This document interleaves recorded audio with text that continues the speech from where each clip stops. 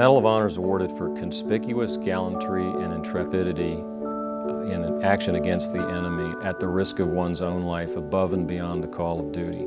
Had anyone done what this person did, he or she wouldn't expect to live through it. Someone close to the event with personal knowledge of what the individual did is who ends up initiating the award recommendation. The review process starts when the first commander looks at that recommendation to say, hey, did this meet the criteria for the Medal of Honor?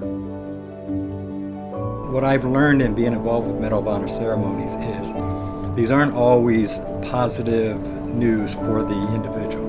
Many times they are actually reliving the worst day of their life, and you know that inside it's a little bit rough for them to make it through the day.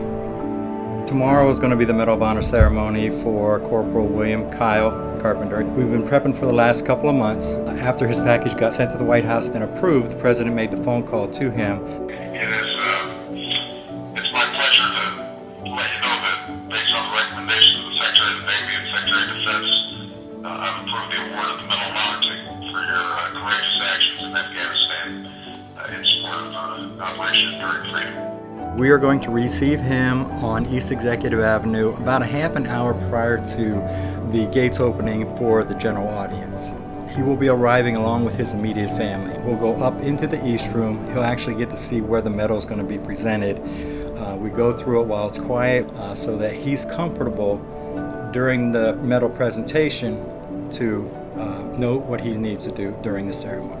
A little bit later, he will meet with the President and the First Lady in the Oval Office.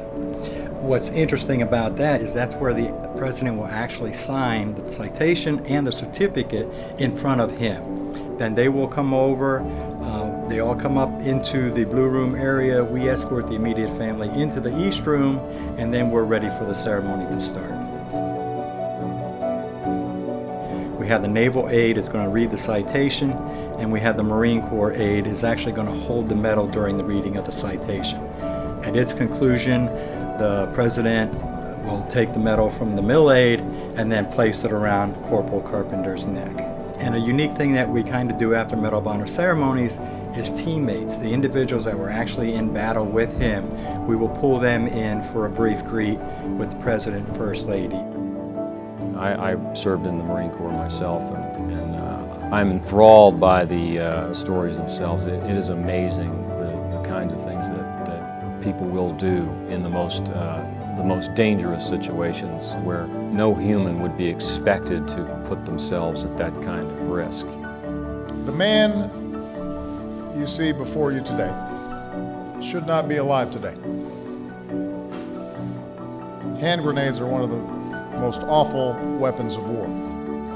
But we are here because this man, this United States Marine, faced down that terrible explosive power, that unforgiving force, with his own body.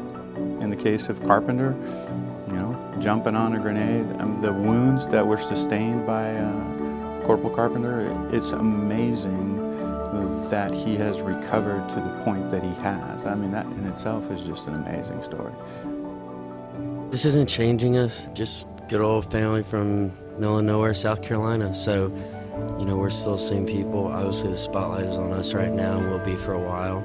But when it all comes down to it, I raised my right hand and I went over there knowing the risk. And, I'm proud of what I did, but that doesn't define me. I'm more proud of just being a Marine. I wanted to be a Marine first while I could and while I had the opportunity and while my body would allow it.